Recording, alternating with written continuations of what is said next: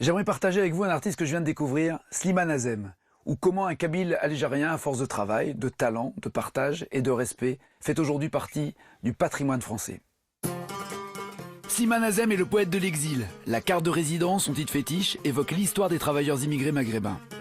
Le travail comme il est dur, c'est pour l'immigré bien sûr.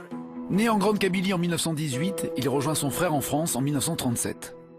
Plus tard, mobilisé dans l'Est de la France, il se lance dans la chanson pour distraire ses camarades algériens.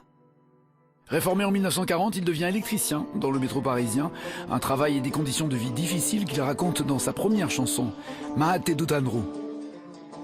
Le FLN lui reproche l'engagement politique de ses frères. Il décide donc de rester en France pour un exil sans retour et devient la voix légendaire des Kabyles de l'immigration.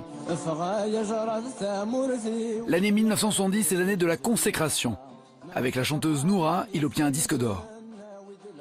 Il poursuit sa carrière en formant un duo comique avec le cheikh Nordine en chantant « Algérie, mon beau pays ». L'Algérie, mon beau pays. Il connaît la consécration sur la scène de l'Olympia en 1982. Le travail quand il est dur, c'est pour l'immigré bien sûr. La carte de résidence, son tube mythique, inspirera quelques décennies plus tard une jeune génération d'artistes comme Zebda. Ça mérite la récompense. Surnommé le rossignol de Kabylie, Slimane Azem a chanté comme personne l'immigration et la nostalgie de son pays. Un regard unique, inscrit à jamais dans le patrimoine français. Sachez bien que mes aïeux ont combattu pour la France.